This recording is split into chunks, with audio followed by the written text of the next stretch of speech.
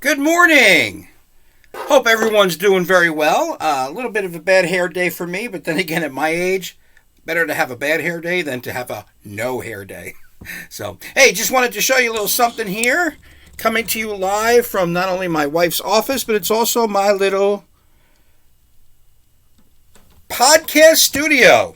I do a music podcast. I started a little over a month ago. I'd actually done it 5 years ago. And I was using the radio studio at the college. But during COVID, sometimes there's some downtime. I was looking to maybe start my music podcast again, which I did a month ago. And it's something for aspiring broadcasters. I strongly encourage you to do it. Now, of course, it's tough because everybody and their mother does a podcast. So you try to find this little niche, and don't expect to have hundreds of thousands of people subscribing to you every day. At least not in the beginning. So I do a music podcast, and it's music that a lot of you probably don't listen to. As a matter of fact, it's music that came out when your grandparents were born, 50s and 60s music. But it's something I do enjoy doing, and if you happen to want to catch it, it's the Mike Eccles Music Network. You can catch it on Buzzsprout, which is where I have the headquarters for my my podcast. But also, it's on iTunes, and it's on Pandora, Spotify. Okay, most any place you can find a podcast. iHeart's supposed to have it already. I don't know why it doesn't. Google, somewhere in Google, whatever, you can find it. But the podcast is out there. So if you like 50s and 60s music, you might like my podcast. And I'll be doing another episode today. So I want to talk about a couple of different things, newsworthy items. Again, I think I had mentioned already, Netflix recently came out and their quarter earnings were down, which is significant when you think about this being in the COVID era. But they really attribute it to a couple of things. Number one, anything that has been binge watched has been binge watched. I mean, there's nothing else left. People have pretty much done all that binge watching. But also, the biggest reason they say is the fact that that movie they released with the 11-year-old girls that caused all the controversy has caused people to not only cancel their subscriptions, but maybe people who were going to subscribe to Netflix have thought twice and have gone somewhere else. And again, when you've got competitors like Disney Plus and these other big-time services out there, it's going to hurt. So Netflix probably, who knows? I'm not gonna take a side on this. I'm not here. If we were in class, I'd probably open this up to discussion. But yeah, you know what? I guess Netflix probably shouldn't have shown the movie. Pretty risque. I watched it because I wanted to see what the controversy was about. The storyline was weak, but what's more is the things that they showed was just crazy. Anyway, the other thing is, of course, the Los Angeles Dodgers won the World Series over the Tampa Bay Rays. And Game 6 was like one of the lowest rated World Series games ever. COVID, taking the whole political stance in the beginning probably didn't do it any favors. So you had a World Series that almost nobody watched. So we'll see what happens if maybe come 2021 we start it all over again. Who knows?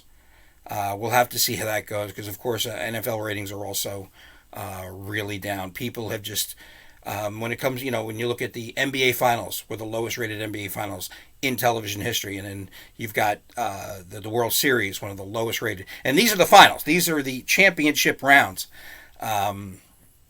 Of course, the biggest test will be to see what happens with the Super Bowl.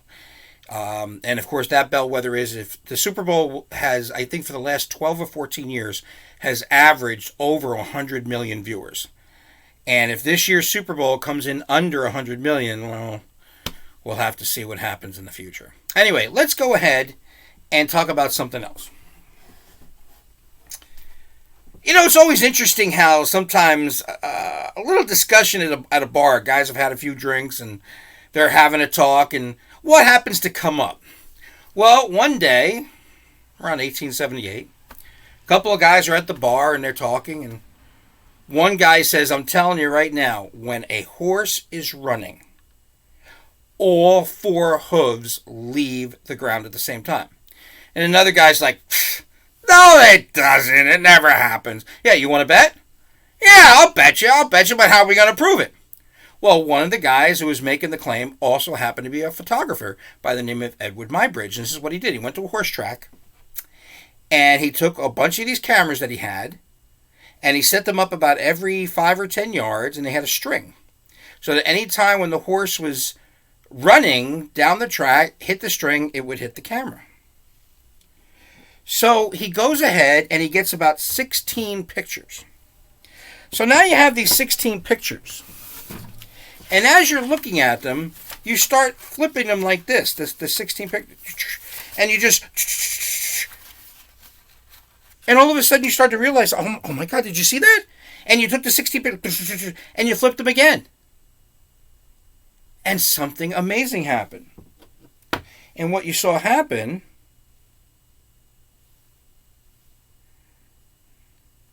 was this. Look at that. These are all individual. As a matter of fact, you can see in the bottom left-hand corner there, you can see the numbers of each picture. These are all individual photographs. And when they were flipped together, it actually looked like they were in motion.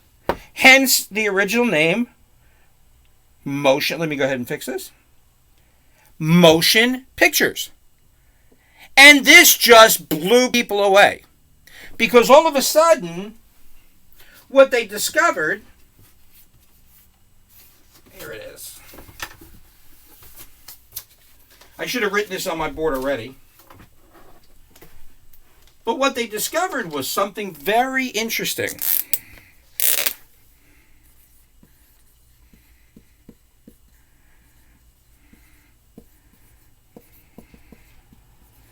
And what they discovered was something called persistence of vision. I know I don't spell very well. What persistence of vision is that as you're looking at a photograph or as you're looking at something, when you then immediately look at the next one for at least a moment, even though you're looking at the next one, the visual of the previous thing you were looking at is still in your eyes. Okay? That's persistence of vision. So now imagine you're watching these pictures, one after another, as they're being flipped. These 16 photos of this horse running. Okay? Even though there's still photos, as you're looking at number 2, you still have for a brief moment the vision of picture number 1. As you're looking at picture number 3, for a second you still have the picture of number 2 in your eyes. And that persistence of vision is what brought about what looked like motion or moving pictures. So now the word spreads all over about what this is. Well, there's only one guy who's really getting involved. Now, he's supposed to be like inventing the light bulb and the phonograph, but you know what? That Jersey boy Thomas Edison went full force into this one. And as he looked at it, he wanted to find a way to be able to do this. And he put one of his chief aides, a guy by the name of William Dixon, on it. So Dixon then goes up to Rochester, New York, where the Kodak Film Company was based. And he talked to a guy up there, okay? And his name was Eastman, for Eastman Kodak. And Eastman helped him with a chemical called celluloid, where you can now take all these still photographs and kind of blend them together. So now, and it takes a few years, but then by 1894, from 1878 to 1894, it took a while. But now he finally, Dixon brings this to Edison, and they finally perfect the moving or motion picture. So now here it is, the first ever motion picture. You guys ready? Here we go. From the Library of Congress in Washington, D.C.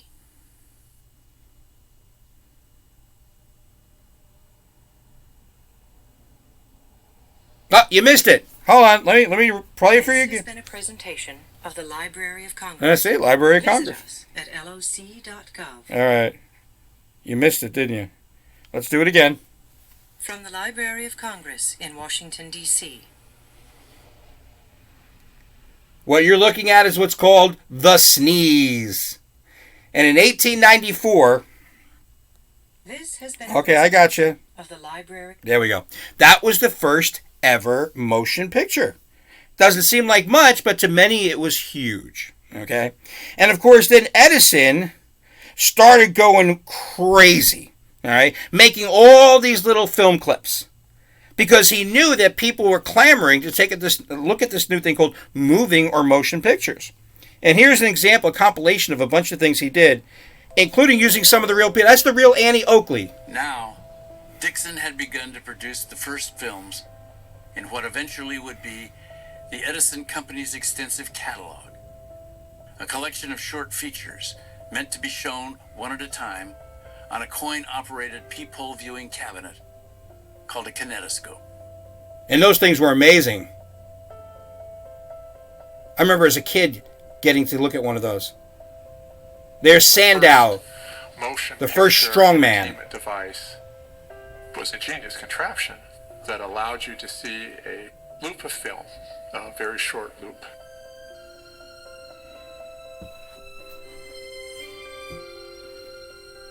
The inaugural batch of kinetoscopes shipped from West Orange in April 1894. Uh-oh, the kiss. 5 to Atlantic City, 10 to Chicago, and 10 to a small storefront in Manhattan, a former shoe shop near Herald Square, soon to become the world's first commercial kinetoscope parlor. Now here's the interesting thing about that. Hold on. Pause. Setting up the machines, getting ready to open, and curious. Okay, so you would have these places where, as you can see, they have Sandow, the muscle guy, and then they have a heavyweight fight over here. Let me see, who's that?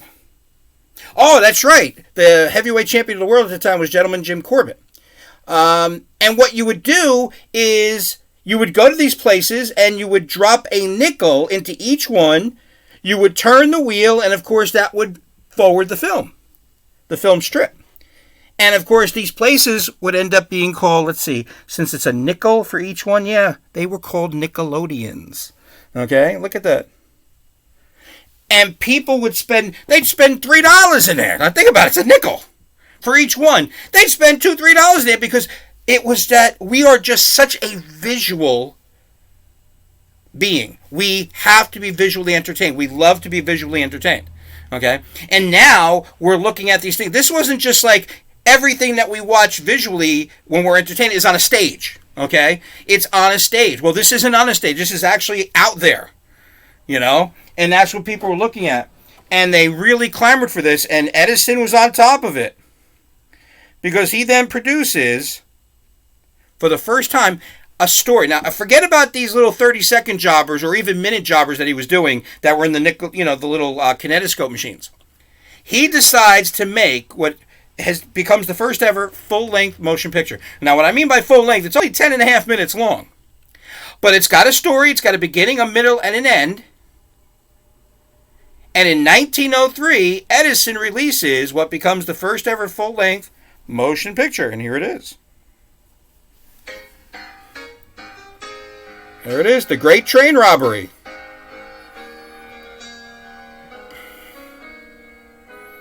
Those bad guys coming to rob that train. And you can see the train. Oh, they're getting the schedule now. Here comes the train coming into the station. But now now this looks like a stage. If you're a theater goer, this looks like a typical stage. I'm used to this. No big deal.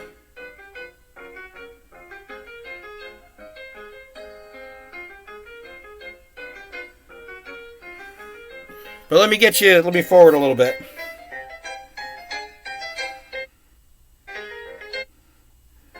But now here, look at it. This is outdoors. This is actually a real train with a real water tower. And they're filming it. That's a real train movie. This isn't like on a stage. That's what people are used to when they're visually entertained. You're now looking at this screen and you're actually seeing real stuff.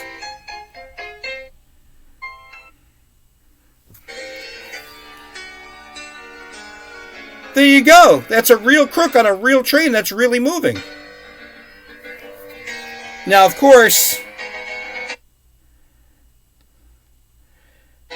as we're in the first ever full-length motion picture, I have to show you the first ever film overacting. As all the people are taking off the train, the first overacting ever done in a film. You think that guy died in an overacting manner? I would say so. But now here are the good guys having a little square dance. And then somebody's going to come in and tell them that the train's being robbed. Now, the music you hear was added to this film later.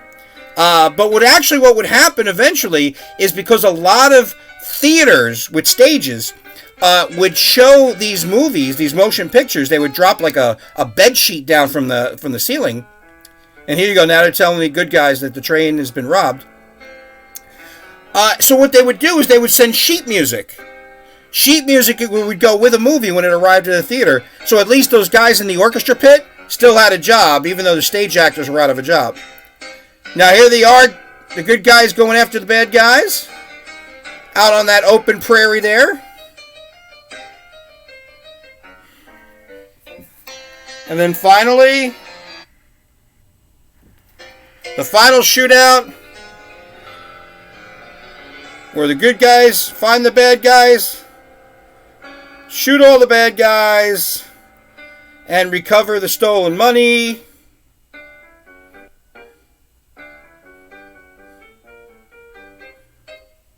And the good guys prevail.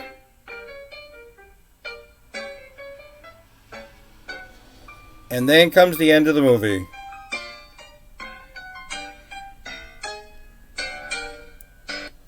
And there it is, the first ever full-length motion picture. People went wild. Especially because... Hold on. There we go. Especially because you had a beginning, a middle... You had a whole story on film. And again, that they were like in the real places. So people went crazy for this stuff. Okay? And it wasn't long before theaters... when I say theaters, I'm talking theaters with stages and plays converted into movie houses. They had to. It's what people wanted to see. Okay? And of course, in the beginning, a lot of the stuff was, basic stuff. You had...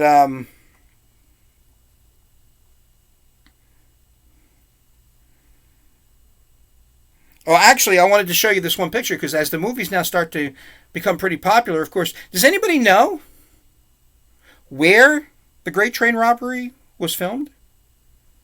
You saw that open prairie there. Yeah, believe it or not, that open prairie probably is now a bunch of homes. It might be part of Overpeck Park. Who knows?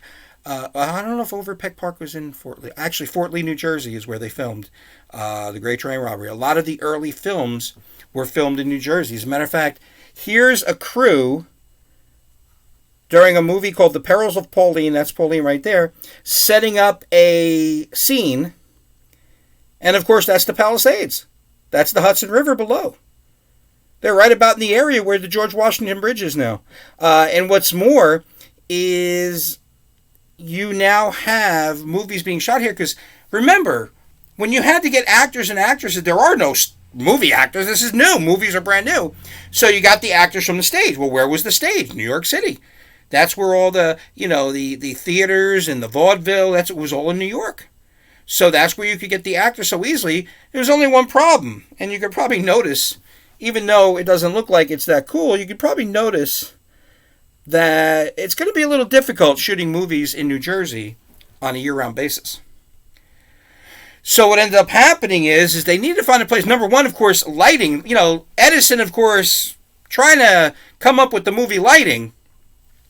But for anybody who's ever even walked into a TV studio, or look at this, just me here, trying to film this, lighting is so very important when it comes to film and to filming things perfectly. In New Jersey, anybody outside today? You think you could film something here today by relying on outdoor lighting? No, it ain't happening. So they needed a place where you had sunshine almost every day of the year, and you had temperatures outside that over the course of the year were good enough to where you could be able to film. And that's why the film industry would end up moving out to Southern California, to Los Angeles. Even though its birthplace was right here in New Jersey. And there, right there, gives you a great example as they're setting up a scene from The Perils of Pauline right on the Palisades. Now, some of the movies, of course, again, a lot of them were staying short, like 8, 10, 12 minutes, just like the Great Train Robbery. And here's a great example of some of that great comedy. A lot of the Keystone Cops here. And because a lot of these films were silent, of course, slapstick comedy was the way to go. But after a while, people clamored for more. It was like, I kind of like this, but, 10, 12 minutes, I really want something better. Well, in 1915, you saw the birth of the first epic. This was a movie that was over 3 hours long. Now remember, the average movie is about 10 to 12 minutes long by the time you get to 1915. Now you got something coming out that's over 3 hours. And it was based on a book, and it was called The Birth of a Nation, based on a book called The Klansman, directed by D.W. Griffith.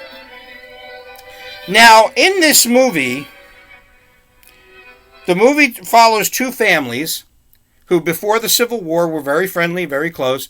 Then during the Civil War, it kind of splits their families. But afterwards, during the Reconstruction period, when the North had kind of invaded the South, it made the South look very empathetic, that these Northern heathens were coming down, and especially, unfortunately, the black soldiers were not portrayed very nicely. And as you can see here, you have these black soldiers who are terrorizing these white Southerners. But then who comes to the rescue?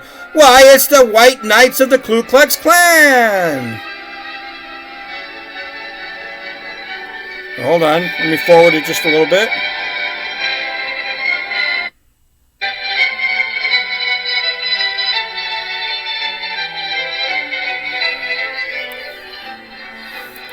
There you go, there are the White Knights coming to the rescue. Yay! And that's the way the movie was portrayed. It made the Klansmen look like the good guys.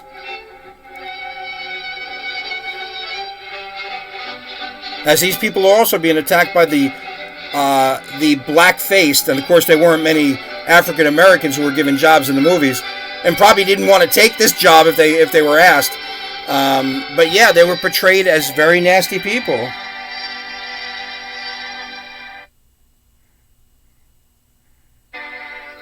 I mean, the look of terror in that child's face and look at their faces. Until finally, here come the heroes, the White Knights of the Ku Klux Klan, to chase all these black soldiers away.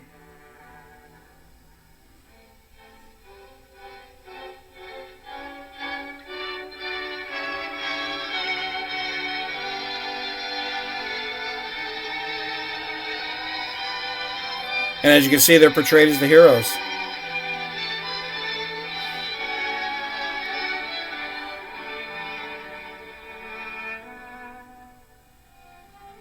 And oh, for joy, we're saved by the White Knights of the Ku Klux Klan.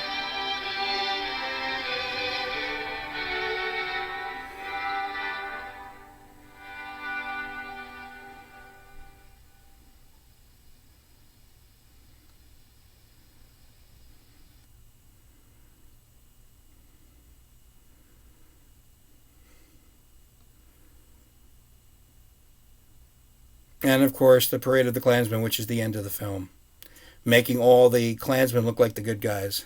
Birth of a Nation.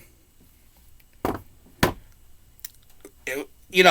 of the things that D.W. Griffith did is he did a lot of things that even some movie directors copy today with the battle scenes that he shot, which had never been shot before, and that kind of thing. But the storyline, my God. What you saw for the first time is a movie that would have cultural influence. And our culture was just influenced for all the wrong reasons. See, at the time, the President of the United States was Woodrow Wilson. Now, Woodrow Wilson was the president of Princeton University, governor of New Jersey, and then became president of the United States. But Woodrow Wilson was born in Virginia, and his father was a Confederate officer. And he grew up listening to all these stories about how great the Confederacy was and everything else. So Woodrow Wilson is the first president to get a private screening of a motion picture in the White House. And he gets a private screening of Birth of a Nation. And it is well known and documented that his quote was, "What an accurate portrayal of history." It took everything and just, I think the worst part of this whole thing is that in 1915, the Ku Klux Klan almost ceased to exist. Their membership nationwide was like less than 2,000. Maybe a few guys down on Stone Mountain, Georgia, that kind of thing. I mean, it was just almost non-existent. But after this movie came out, by, 1924, over 400,000 Klansmen marched in Washington, and I think it was 5 million was the membership by 1925. And of course, what was happening to African Americans. And there were riots. There were riots all over. The brand new organization called the NAACP protested this film, but just crazy stuff. Just crazy stuff. And as a matter of fact, the movie was released in 1915, and that's the year that As a matter of fact, we had an author, a woman who came to Bergen a couple of years ago during Black History Month and talked about the migration from the South up to the North. And it started, according to her book, in 1915, the same time that this movie was released. As a matter of fact, for those who don't know, in 1915, the city of Detroit, Michigan, was 96% white. Of course, that has drastically changed over the years. But this is what happened, is that as people looked at this film, it has such an influence on our culture that, all these people with their white supremacist viewpoints started to be emboldened. And African Americans just started moving up to the northern cities. It's pretty crazy. It really is. But it's the first film that you see have a serious cultural influence. All right. We're going to stop right there. We're going to continue with the films on Monday. I'm going to have a link to each of the ones that I showed you so far today. And we'll continue on Monday with the movie chapter.